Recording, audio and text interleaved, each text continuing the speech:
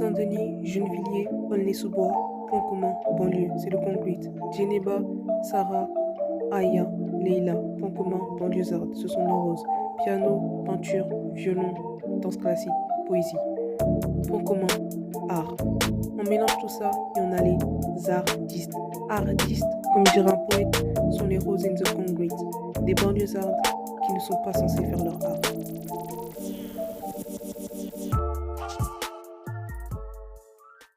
Moi, j'aimerais bien parler du fait que tu fasses vraiment beaucoup de choses.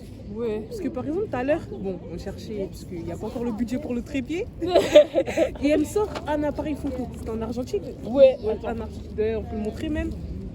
Ouais. Donc, elle me sort un argentique. Et je sais aussi passer sur Insta. J'ai fait du sport, crossfit, pole dance, beaucoup de choses. Beaucoup trop de trucs. Et sur, comment ça s'appelle, dans ta bio Insta, si je me rappelle bien, c'est je fais plein de trucs, mais je partage surtout. Ouais. Ça vient d'où ça? Je sais pas, le fait de vouloir. Je sais pas. En fait, je sais pas, j'aime partager et mettre en forme ce que je fais. J'aime. Au début, tu vois, genre, tu sais, quand t'es petit ou quand tu te cherches un peu, on te demande quelle est ta vocation en tant que telle. Et parfois je tombais vachement sur des trucs en mode aider les autres. Sauf que moi j'étais un peu en mode je vois pas à quel moment j'aide les autres. J'ai appelé le rapport je ne vois pas. Et en fait, là juste parce que là tu viens de le dire et je me rends compte que c'est pas que je veux spécialement aider les autres, mais ça me fait plaisir d'aider, enfin de partager des trucs et des gens qui se disent ah trop bien, vas-y moi aussi je testerai, tu vois. Ou ah trop bien, moi aussi j'irai. Ou ah trop bien, si elle peut le faire, moi aussi je peux le faire, tu vois. C'est un peu la motivation, tu vois, parce que bah je sais pas, je sais pas comment dire ça, mais c'est j'aimerais bien que les gens en me voyant ils me disent vas-y si elle le fait moi aussi je peux faire, tu vois. Genre pas en mode je suis tout pourri et vas-y elle est tellement nulle que vas-y si elle arrive à le faire tranquille moi je peux le faire, mais genre donner la force à d'autres personnes qui se disent parce que je pense pas être unique, enfin si je suis unique parce que je suis moi, mais genre il y a d'autres personnes qui peuvent être comme moi. Et du coup juste j'aime bien partager, j'aime bien que les gens ils se disent que tout est possible parce que c'est un peu comme ça que je vois. Que tout est possible. Et même si je fais pour moi, mais c'est vrai qu'en vrai si tu le fais pour toi, est-ce que tu as forcément besoin de le montrer aux autres? Je pense pas forcément, mais j'aime bien être une motivation aussi. Enfin, s'il y a des gens, il y a des gens que ça peut aider, c'est cool. Mais en fait, est-ce que, en fait, toi, ta manière d'aider les autres, justement, c'est en partageant, en fait. Oui. Pas forcément allant s'asseoir, faire des conférences en mode j'ai fait ça. Ouais, pas mais faire c'est un juste... TED Talk. Mais c'est juste, je le fais, je partage ce que j'aime, mais comme tu as dit, en vrai, si ça touche, en fait, ça va toucher les personnes que ça doit toucher. Si ça doit percer, c'est ça va toucher les personnes que ça va toucher. Ouais. Et surtout ce que j'aime bien les gens qui vraiment j'aime beaucoup déjà les gens qui partagent en général. Comme par exemple tu vois un truc tout bête mais les trucs de food là, ça fait grave longtemps que je voulais faire un truc comme ça. Mais quand ils ont commencé, qu'ils ont pété, j'ai dit bon de toute façon ça sert à plus à rien que je le fasse parce que je ferais une goutte d'eau parmi tant d'autres. Mais je trouve ça trop cool. Je trouve ça vraiment trop cool. Parce que j'ai retrouvé encore les trucs à l'ancienne où je notais les adresses sur un calepin. Ouais, avant je notais les adresses sur un calepin, je disais ça, je vais tester. Où je scrollais les trucs. Et je disais ça je vais le faire un jour, ça je vais le faire un jour. Enfin des trucs comme ça, tu vois, des trucs que je vais tester. Et eux maintenant ils me facilitent la tâche parce que très souvent ils facilitent la tâche. Tu sais pas où manger? Regardez là, Papa Joulou. Depuis j'avais, on a rendu sur Insta et tout. Là elle m'a emmené là-bas, tu vois, et là je mange, tu vois. Voilà. Même elle m'a donné d'autres adresses. Et voilà, en vrai. Moi je trouve ça trop cool, le partage, très important. Bien me sentir utile. Je pense que c'est ça, j'aime bien me sentir utile. Ma famille en vrai en général parce que je pense que je suis dans une famille qui est très très musique et je me suis dit ma famille, il n'y a aucune famille qui ressemble à la mienne. Enfin après je connaissais pas la famille des autres mais je trouvais grave spéciale et j'étais fière de faire partie de cette famille là parce que à cause de l'ouverture d'esprit, parce que j'essaie de retranscrire l'ouverture d'esprit et la curiosité, c'est ce qu'ils m'ont inculqué et c'est ce que je fais au quotidien. Donc le fait que ce soit par le voyage ou la musique, et franchement, forcément, pour moi, la musique, elle est liée à un tas de choses. Et, et ouais, par exemple, je sais que mes parents, quand ils étaient plus jeunes, ils organisaient pas mal de... Enfin, ils organisaient pas forcément, mais c'est ma famille en général, ils organisaient pas mal de fêtes. Et les fêtes, c'était... je kiffais parce que je voyais mes tantes, je voyais mes parents danser. Ouais, donc quand ils dansaient la salsa, quand ils dansaient la dancehall. Tout ça, la Et salsa ouais, et tout ça, ouais. Donc, ça, il y a ouais. vraiment une vraie culture musicale en fait chez vous. Ouais, chez moi, ouais. Genre, c'est pas comme quand comme je t'ai dit tout à l'heure, ouais, j'écoute ça, mais en vrai, non, je parle Ouais. pas ça. Il y a Non, vraiment une vraie culture musicale. c'est ça, ouais. Donc, ok. Genre, mes parents, je voyais danser la salsa, mon père écoutait de la dancehall aussi, et mes oncles et tantes aussi, ils écoutaient ça. Et pourtant, tu vois, genre, si tout le monde écoute la dancehall en vrai, parce que j'allais dire tout le monde n'écoute pas la dancehall, si quand même. Ben, Mais en vrai, pas tant que ça. ouais, Peut-être que toi, t'as l'impression que tout le monde écoute de la dancehall parce que t'évolues autour de gens Ouais, qui c'est écoutent vrai, de la t'as raison. dancehall. C'est comme à l'ancienne. Bah, d'ailleurs, la première artiste que j'ai interviewée, c'était une photographe. ouais, Et pour moi, genre, comme je l'avais dit, pour moi, les photographes, je m'étais jamais vraiment arrêtée sur eux. Je sais pas si tu vois ce que je veux dire. Pour moi, les photographes, c'était aller dans les mariages, tu vois, il y a des photographes et tout.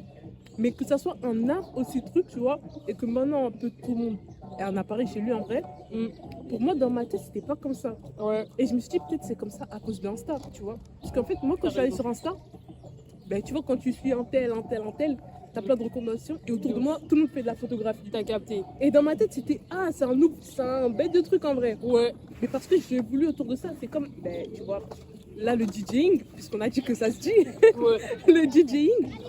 Et ben, je t'avoue que moi, cet univers, il m'était inconnu au bataillon. ouais.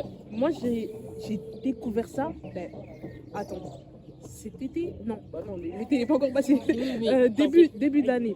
ok. Donc, j'ai découvert ce monde Nice. grâce à Tichassi, je sais pas si tu vois ce Ouais, châssis, ouais, j'ai ben, déjà entendu. Tichassi, parce que j'étais allée à un événement foot organisé par Jacqueline. Ouais, C'est une go qui fait grave du bien pour le foot féminin en général. Et du coup, elle avait organisé un événement en partenariat avec Nike.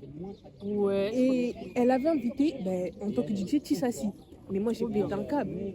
À Elle ce fait point-là des transitions, j'ai pété un câble. Parce que, ok, c'est pas pour...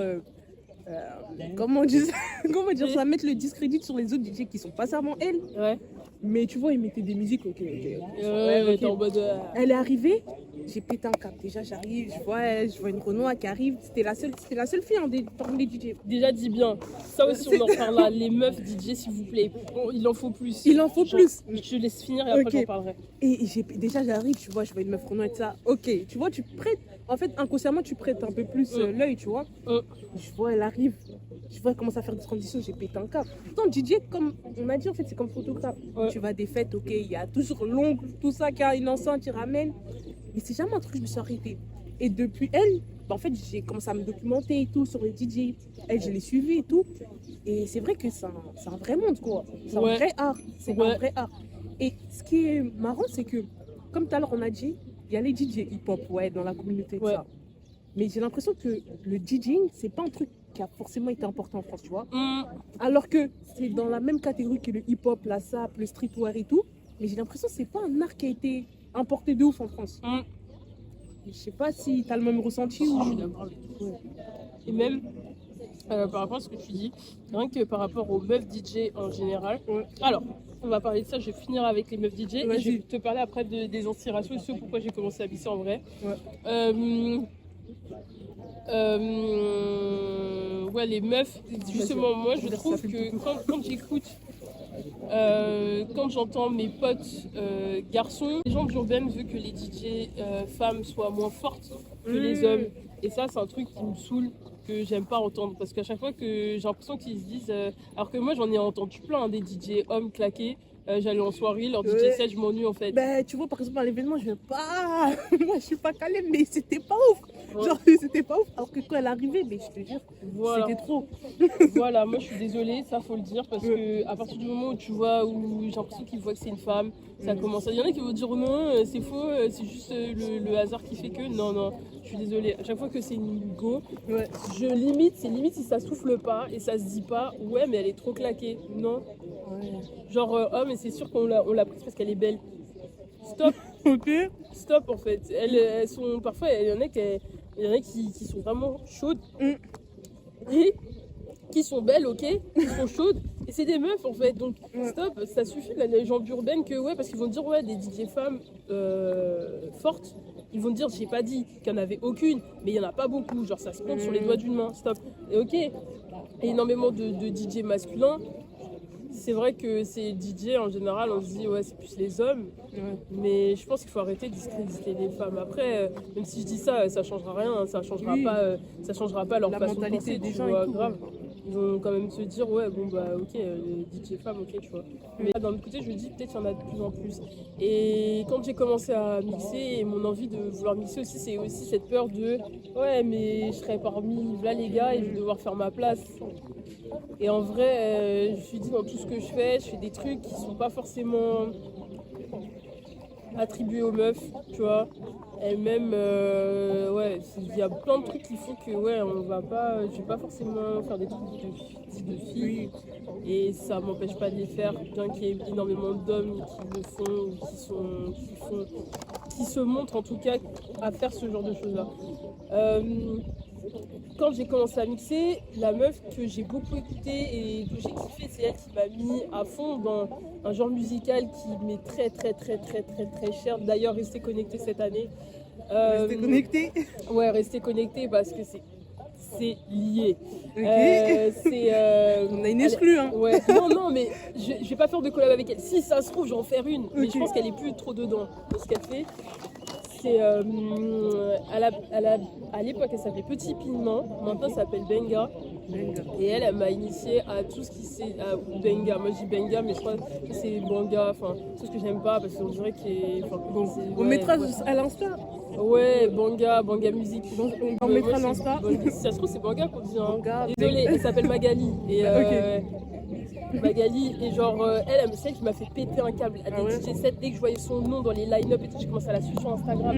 Dès que je voyais son nom dans les line-up, j'étais présent parce que elle, ma star, c'est elle qui m'a initié à tout ce qui était funk carioca, baile funk. Donc ça veut dire c'est tout ce qui est funk brésilienne. Funk carioca ça va être la funk de Rio de Janeiro. Et du coup c'est elle qui m'a fait tomber amoureuse de ce rythme. En fait, je sais pas, il y a un truc dans ce rythme que je kiffe. En fait, il y a du old school. Donc, tu vas avoir des samples de sons à l'ancienne. Ça va être comme afro. Je sais plus. Afro. Ah mince, je trouverai. Mais en gros, c'est des trucs vraiment, c'est du hip-hop. De Miami, mais à l'ancienne, tu vois. Des rythmes que j'aime trop. Et couplé avec des drums, des trucs comme ça, les je peux péter dès que j'entends ça à des soirées. Vous m'avez perdu et les gens savent, ils disent Amandine tu saoules avec cette musique. Mais donc dès que j'entends des tchoum tchac tchac, je pète un câble. Et ça c'est la musique de mon cœur, vraiment. Je sais pas, il y a un truc parce que pour moi c'est lié avec les drums en général, c'est associé à la musique afro, je trouve. Oui, ouais. Et je sais pas, le fait que, sachant qu'on sait très bien qu'au Brésil, il y a une part de l'histoire, il y a une communauté afro et de l'histoire, on sait que voilà, c'est un mix de tout ça, c'est ce métissage qui fait que ça donne ça. Et moi je kiffe. Ça, c'est toute ma vie. La première fois que j'ai entendu ça, j'ai dit mais comment ça se fait, j'ai pas connu cette musique avant. Genre ça résonnait dans tout mon corps. En gros, c'est moi ceci. Je suis désolée, c'est moi ça. Et elle m'a initié à tout ça. Et dès que j'entendais ça, c'était fini. J'étais trop. C'est de la transe, la limite, j'étais en transe. Et voilà. Et moi, du coup, c'est quand j'ai commencé à mixer, c'est ça que je voulais mixer principalement. Et voilà, après j'étais initiée à d'autres parties de la funk, pas carioca parce que carioca c'est vraiment Rio de Janeiro. Mais après il y a Sao Paulo, il y a Bahia, je sais pas si c'est ça. Mais il y a Sao Paulo et tout ça, il y a d'autres types de funk. Du baile funk en vrai c'est des soirées sauvages entre guillemets au Brésil en plein air et tout ça qui sont faites dans les favelas. Et du coup je suis grave renseignée sur le sujet. On voit que t'es calé et tout. Ouais, parce que je kiffe. Et franchement je suis même en train d'apprendre le portugais aussi. Parce que je veux quand même comprendre ce que je chante. À l'époque, je faisais du blogging et je voulais faire tout un article dessus avec des films avec de la vidéo et tout ça, autour de tout ce qui était musique brésilienne, d'où ça vient, de quoi ça parle et tout ça. Parce que pour moi, je me suis dit, c'est au-delà du truc en mode, c'est pour faire bouger les fesses là. Bon, voilà.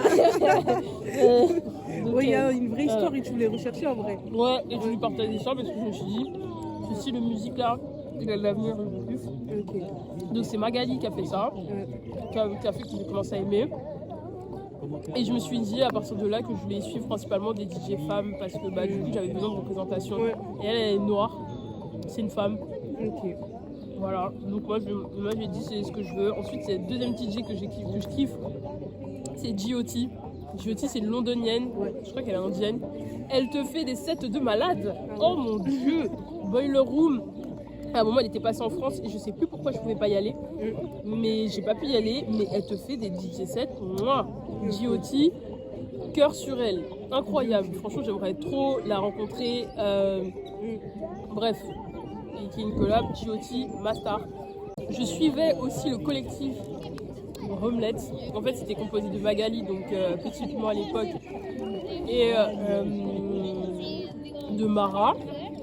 Mara, il y a quelques sons que j'aime pas tous les sons de Mara, désolée ma belle. Mais c'est elle aussi qui m'a aidée aussi quand j'ai commencé le DJing. Parce que je l'avais DM et je lui ai dit écoute moi j'aimerais trop commencer et aussi elle faisait des petits formats sur son truc en mode comment devenir DJ. Ah ça c'est bien. Ouais c'était trop bien. Le rudimentaire, ce qu'il faut avoir, ce qu'il faut acheter. Elle a fait des stories par rapport à ça.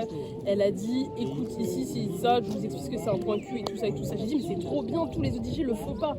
Parce que moi je me suis dit il faut faire une école pour faire ça de manière autodidacte, mais j'ai pas envie de me taper les vidéos YouTube chiantes en fait. Donc elle m'a dit et je l'ai DM et elle m'a aidée, j'étais trop contente. Elle m'a aidée à trouver un pack avec des enceintes et tout ça. Genre vraiment elle m'a dit quand je l'ai envoyé, elle me dit tu m'envoies tes trucs, je te dis si c'est bon ou pas. Les logiciels, les Recordbox et Rato, trucs comme ça, ce qu'il faut prendre si tu veux faire ça, si tu veux faire ça c'est ça. Bref, elle m'a cœur sur elle. Donc un vrai partage genre. Ouais, vrai partage. Et d'ailleurs j'ai une story au cas où ceux qui veulent se lancer dans le DJing, j'ai une story en lumière avec DJ Journey et dessus il y a tous les conseils et tout, notamment la vidéo avec Mara qui explique comment on fait. Après normalement c'était censé faire une série donc en faire plusieurs vidéos, mais elle a pas fait, mais c'est pas grave. Mais n'hésitez pas, je sais que c'est difficile parfois, mais quand on se pense que les DJ sont inaccessibles, mais ADM les DJ parce que je pense que ça les dérangera pas trop de t'aider, tu vois, par rapport à ça s'ils le peuvent. Enfin ça dépend, il y en a ils s'en foutent, tu vois, mais voilà.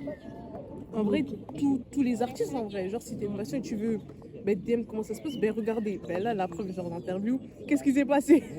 Moi j'ai vu un post de Camino genre qui justement parlait des DJ et je trouvais ça trop intéressant sur le fait que il y a des DJ et tout ça, mais même avant Chassis pour moi les DJ, mais vraiment moi j'étais un autre monde, pour moi c'était David Guetta genre. Bah ouais. Genre ok, David Guetta. Et justement le problème c'est que ça c'est pas trop en lumière, tu vois, pour moi c'est limite, c'est pas qu'on est des DJ underground, mais c'est pas nous qui serons sur l'avant de la scène. Exactement. Pour moi pour moi DJ c'était un truc les gens qui faisaient de l'électro, c'était les David Guetta, c'était... Pareil, moi aussi. Alors qu'il y a des gens qui font des trucs de ouf. Je dis pas que David Guetta c'est nul, mais genre quand les exemples qu'on a cités là, c'est vraiment des filles qui font des trucs de ouf. Ouais. Et c'est là que je me suis dit, en vrai, pourquoi pas avoir leur retour, vous voyez? Et j'ai repassé les étudiants. Et en fait, c'est lourd d'avoir aussi leur retour à eux, tu vois, et comment leur art il est perçu. Parce que, encore une fois, je sais pas si c'est parce que je traîne trop sur Instagram, mais j'ai l'impression que c'est un art qui est en train de monter. Ouais. Je sais pas si c'est faux, si c'est. Toi, comment tu le sens? Si, t'as raison. Ouais. Et surtout depuis le Covid, parce que quand on avait plus personne avait. En fait, on n'avait rien à faire. Exactement, on n'avait rien à faire. On galérait de ouf. Personnellement, je sais que c'est une idée qui me trottait dans la tête depuis. Je me suis dit, vas-y, je vais profiter du confinement pour le faire. Je ne l'ai pas fait. Voilà. Vous savez, je ne l'ai pas fait. J'ai attendu le post-confinement pour le faire. Mais il y en a plein qui se sont lancés et c'est eux aussi qui m'ont motivé à le faire. Je me suis dit, mais si eux ils peuvent, moi aussi je peux le faire. Et genre, acheter et tout ça. Et ouais, c'est le confinement qui a fait qu'il y a une explosion de DJ. Il y a une meuf, elle était grave. en soirée. Shiva. Ah, ça, j'ai déjà entendu, Ouais. ouais. Ouais, j'ai entendu. Shiva, à la base, moi je la connaissais comme une meuf des soirées. Désolée, hein. Mais pour moi, c'était une meuf des soirées qui allait grave en soirée, tout ça. Je voyais sur Twitter de temps en temps des retweets de ce qu'elle disait et tout ça. Et pour moi, c'était une meuf des soirées, mais elle mixait pas. Et c'est à partir du confinement, il me semble qu'elle a commencé à mixer. Et je me suis dit, mais waouh, l'évolution elle est folle parce que là maintenant, elle est DJ résident chez Yard. Elle est. Ouais, c'est genre. J'ai entendu son nom. Voilà, tu vois, elle est associée à Yard parce qu'elle est DJ résident là-bas. Enfin, c'est des trucs comme ça, tu vois, genre. Elle est. Elle est bookée partout. Elle est bookée un peu partout. Donc je trouve ça archi cool, tu vois. Je trouve ça archi cool. Et je me suis dit, purée, de passer de ce statut-là, de être prise au sérieux, tu vois, malgré qu'elle soit catégorisée comme meuf des soirées à la base. Enfin, je me fais grave bien. Donc je me suis dit, bah vas-y, let's go. Mais oui, il y a une grosse expansion du DJ parce qu'on se dit c'est accessible. C'est accessible en vrai. Ouais, c'est pas si inaccessible que ça.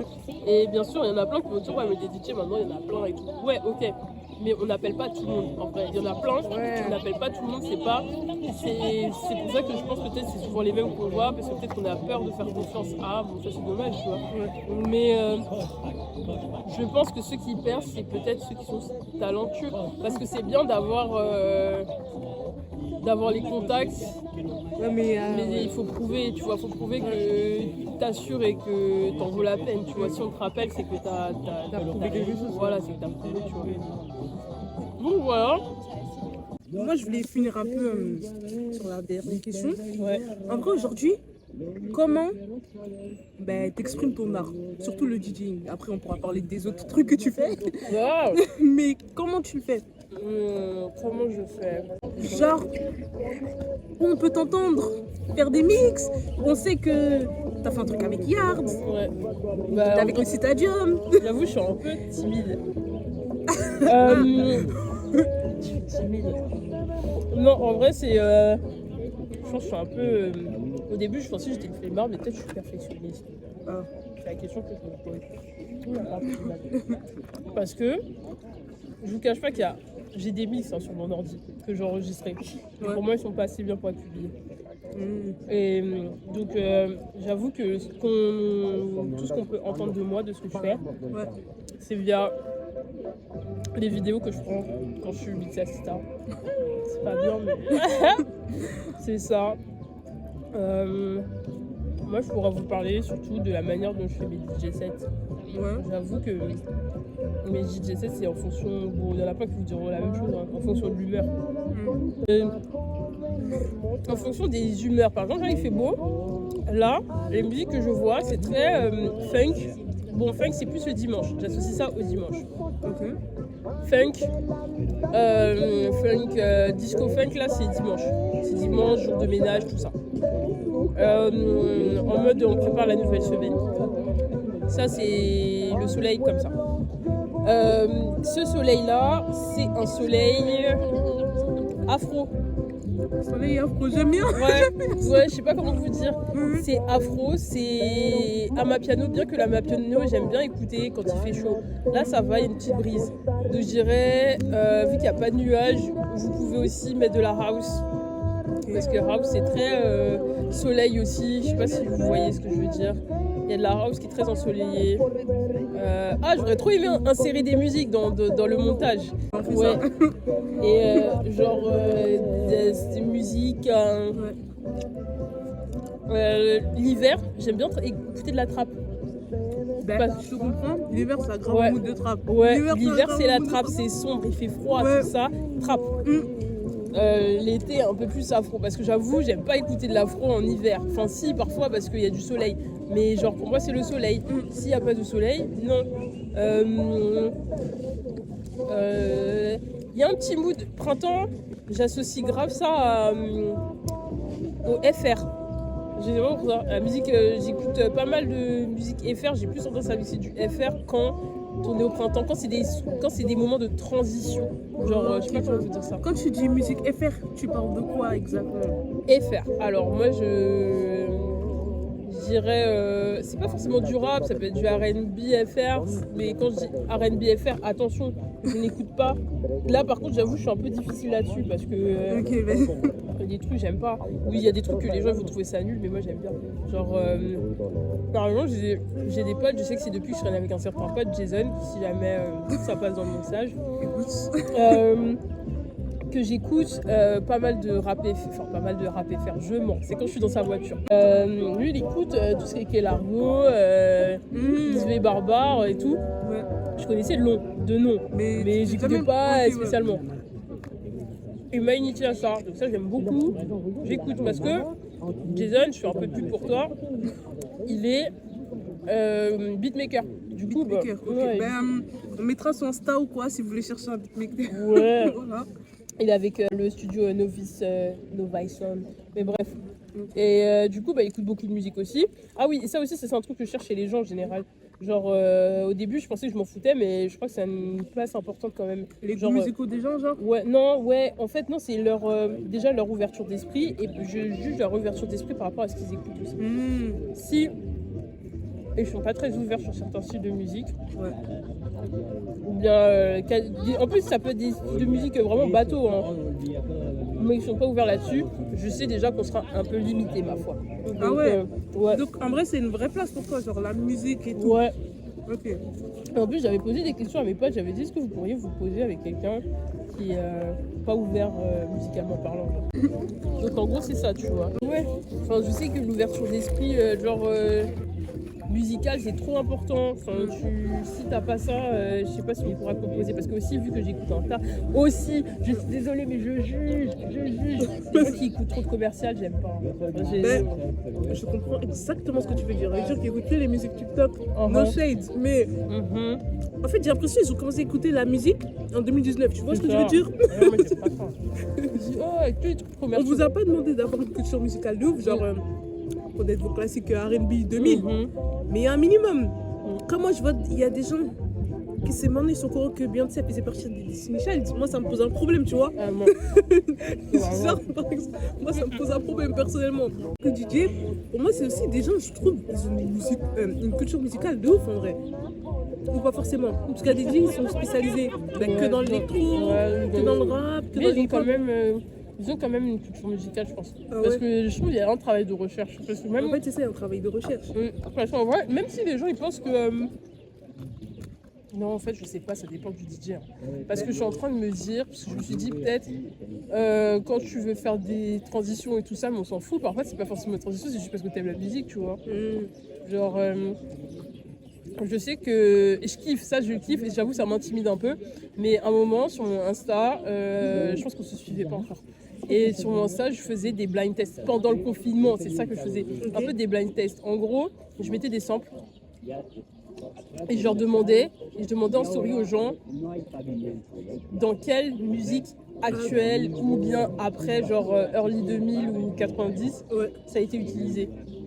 Et ça je kiffais parce qu'il y a des gens qui répondaient à ça. Je me suis dit mais les gens ils sont chauds quand même, tu vois. Et moi j'aimais trop. Et il y en a d'autres qui me partageaient aussi des sons et qui ont été samplés. Et je trouvais ça trop chaud. On passe sur ce format.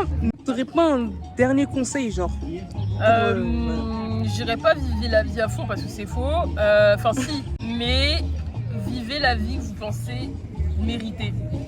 Et genre surtout vous prenez pas trop la tête avec l'âge. Juste donnez-vous les moyens en fait, c'est juste ça.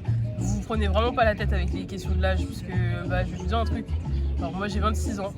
Non, j'ai 26 ans. Oh la dinguerie, j'ai 25. J'ai 25 ans. Et au début je me suis dit qu'à cet âge-là, genre j'aurais une situation complètement différente de ça. Parce que je m'étais donné des âges étapes un peu. Ouais, comme tout le monde, ouais. Faut savoir que rien que par exemple mes parents, oh c'est bon là. Mes parents ils m'ont eu, ma mère elle m'a eu, elle avait 25 ans. Elle avait mon âge quand elle... Et moi je suis là. Et on a une vie complètement différente. Et justement, elle, forcément les parents ils sont sous stress de ouais machin. C'est comment en fait ta vie là. Voilà tu vois. Mais vous avez une vie complètement différente. Vous avez En fait, déjà, vous comparez pas. Vous comparez jamais. Sauf si c'est pour vous situer. Voilà. Mais une fois que vous êtes situé, on s'en fout. C'est juste histoire d'eux. Et si jamais ça vous permet d'aller plus haut, faites-le. Mais pas que ça vous mine et que vous disiez que vous êtes nul en fait. Parce que chacun a son avancée, chacun a son parcours, chacun a son chemin. Ne vous comparez à personne qu'à vous-même et la personne que vous étiez hier. C'est tout. Exactement. Je crois que c'est tout. Hein. Et si vous sentez qu'il y a quelque chose qui vous anime, faites-le, c'est tout. Faites ce que vous pensez qui sera bon pour vous et voilà. Voilà. Et écoutez-vous, c'est tout. Vous vous écoutez, et vous avez toujours, et aussi, ouais, mais si je m'écoute, je risque de faire n'importe quoi. C'est faux. Vous avez toujours une petite voix intérieure qui vous dit quand c'est pas bon. Donc vous l'écoutez aussi. Écoutez votre petite voix. Écoutez-vous et suivez votre chemin et pas le chemin des autres. C'est votre vie, pas celle des autres. Chacun a un parcours différent. Ouais. Ben, on ressent beaucoup l'expérience dans ce écoutez-vous. Ouais. En tout cas, les gars, écoutez-vous. Et encore merci le Z, je vais t'appeler comme ça. Merci au Z. Et tout ce qu'on peut espérer, c'est des têtes d'affiche. Line-up, j'espère que... Tête d'affiche, le Z en gros et l'argent dans la poche. Merci en tout cas.